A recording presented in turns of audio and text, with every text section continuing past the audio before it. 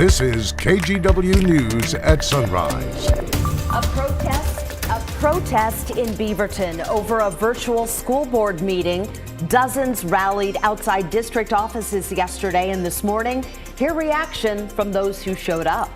Plus, when it goes right through your hometown, I can't help but feel very worried for everything that's there. And that woman lives in Portland, but she grew up in one of the Louisiana towns that was hit hardest by Hurricane Ida. And she still has family that lives there. We'll have an update on the damage from that storm coming up here in just a few minutes. A local nonprofit is working to keep the wonderful trees of the Northwest healthy. We'll show you how they're putting an end to some very invasive vines. hello everyone and happy Tuesday. To quote Mr. Rod Hill, we've got a full desk this morning. Full desk of people here. It's been a while since we've been all back together. You've been keeping track. Yeah, June 29th was the last time the four of us stood at this desk together. Wow. Summer vacation. If anyone's counting at home. Yeah, it's true. You might He's say we counting don't here. like each other. So rare. Hey, now, we like vacation. You don't get over to that weather wall in 2 seconds. I'm going to come over and I'm hug moving. you. I'm Hugging moving. you. All right, final day of August. Starting off with a couple 40s on the early map. 49 in Forest Grove, 49 out in Hillsboro. Downtown Portland sitting at 56 degrees. We have a mix of clouds across the areas, kind of partly cloudy overall right now. 54 down in Salem and also Kaiser. So moving forward, this turns into a partly cloudy to, in some cases this afternoon, just a mostly sunny day. Mid-60s at noon. And for the final day of August, only 73 for your high temperature. Yeah, but summer isn't over yet. Rod will be along with our 7-day in just a few minutes. Okay, we begin this morning with a slight decrease in the number of coronavirus-related hospitalizations. So yesterday, the Oregon Health Authority reported 1,120 people in the hospital with COVID. That's 23 fewer than the day before. And as you can see from this graph, hospitalizations are still very high compared to the rest of the pandemic. Even though they are getting some help with staffing, the number of open hospital beds continues to shrink. And that means that some people who need surgeries right now simply aren't able to get them.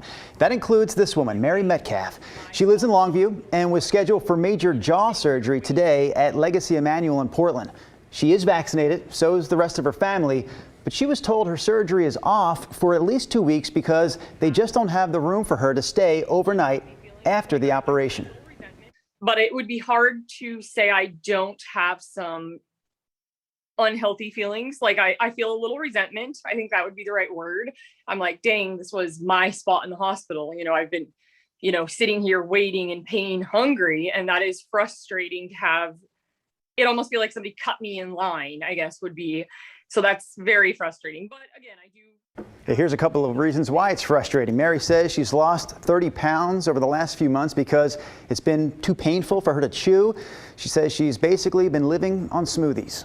Doctors are making a final plea to parents to get their teenagers vaccinated before school starts. Experts say there's still a lot we don't know about the Delta variant, like the long-term effects, but we do know it is much easier to spread. One Washington doctor says 20% of her COVID cases are now in children, and they can give it to each other more easily because they can't get vaccinated. Earlier in the pandemic, we may have the sense that COVID is not so dangerous for children. And it's true, it's not as dangerous as it is for adults, but that does not mean that the risk is zero. Dr. Block says kids over 10 get a lot of the same symptoms as adults, like body aches and loss of taste and smell. But for kids under 10, they're a little bit different. Their symptoms include a high fever, runny nose, and a cough. That means it can be hard to tell the difference between a cold and COVID.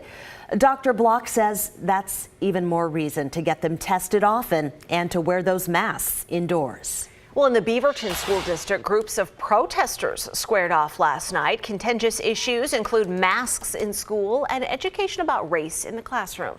Some rallied outside the offices because they weren't allowed to testify in front of the board. The school board met virtually last night, much to the dismay of the crowd. Counter-protesters also showed up. We need to look at the future, and masking our children is not the answer. We are out here to counter protest some organized activity. I do support the need for more comprehensive education about the true racial history of this country. And critical race theory is one of the ways in which we can do that. Beaverton schools start in a little over a week. All right, let's get to some more of this morning's local headlines. We're going to start with an update from Newburgh, where the school district there is expected to rescind the ban on political signs and flags in its schools. It's the first issue on the agenda for the school board tomorrow night at their monthly meeting. The rule banned anyone from having a Pride or Black Lives Matter flag on school grounds. Some school board members argued that the symbols are divisive. Other people say, though, they promote diversity. The ruling received a lot of backlash, both locally and nationally. The ACLU of Oregon also threatened legal action if the ban continued. All right, this next story features some wild video. The U.S. Coast Guard rescuing a 60-year-old woman who was floating about 100 miles off the coast of Newport. 100 miles. This happened on Saturday. The Coast Guard says she was on board a fishing boat, but they didn't say how she ended up out of the boat and in the water. The woman was hurt when they found her, and she's since been transferred to OHSU for treatment. And we follow that up with another crazy survival story. A man is alive after driving off of a cliff near the Vista House on the historic Columbia River Highway. So the Multnomah County Sheriff's Office posted these photos on Twitter. They believe the man mistook the reverse for park when he was driving his car and traveled about 60 feet down the side of a cliff to the road below. He was seriously hurt, but somehow is expected to be okay after all this. The accident did close a portion of the highway for a few hours, but it's back open this morning. And those are some of your Tuesday morning headlines. Well, the wind and rain from Hurricane Ida are gone, but the problems for southeast Louisiana are growing this morning. More than 1 million people remain without power with no real timeline on when it's going to be restored. The destruction is widespread. New video shows the wind blowing off roofs from buildings as gusts topped 140 miles an hour. Ida eventually weakened to a tropical depression, but at least 2 people died from the storm. Rescuers are now working to save everyone trapped by that flooding. Well, people here in the Pacific Northwest are keeping a very close watch on the situation in Louisiana. We talked to a Portland woman who's from one of the hardest hit areas. Yeah, she's one of them, but there's actually many people from this area that know family, that know friends, that live in that hard hit area of Louisiana and Mississippi. Keely Chalmers has more. Imagine watching these images of your hometown being torn apart by a hurricane. It's what Portland resident Jane Claire Karen did this weekend. Karen grew up in Houma, Louisiana, and still has family there. And the eye passed pretty much right over Houma. So my understanding is there's some pretty significant damage that occurred in that area. Video shows winds uprooting huge trees and tearing roofs off buildings. Most of Karen's family evacuated before the storm hit, but she's still worried. Well, yesterday was a tough day. Karen moved to Portland just before Katrina, but continues to stay close to her roots. She's co-founder of Mystic Crew of Nimbus, which organizes the annual Mardi Gras parade in Portland. But for the past 48 hours, her mind has been down south and on Ida. When it goes right through your hometown, I can't help but feel very worried for everything that's there. Yeah, I have seen those images, yes.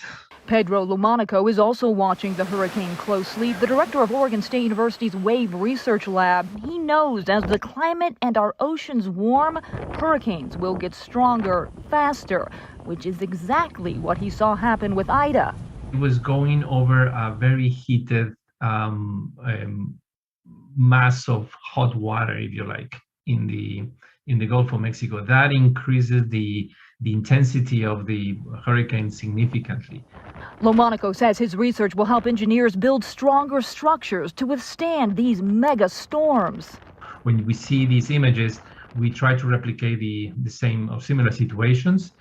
I feel calmer now. As for Karen, she says she's feeling a bit more relief. She texted with her family and they are all safe. But she knows others might not be and will need help.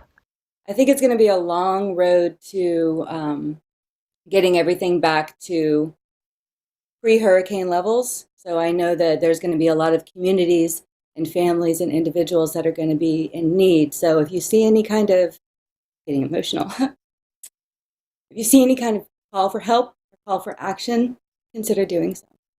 Keely Chalmers, KGW News. One Washington nonprofit is doing what it can to help. Impact Northwest is in New Orleans this morning. They're a group that's trained for technical search and rescue, which means they're prepared to help those who didn't evacuate in time. I know this is going to sound a little cliche, but it's not about us, it's about them. Pretty much we just focus on us, make sure that we're okay so that we can go out and help them.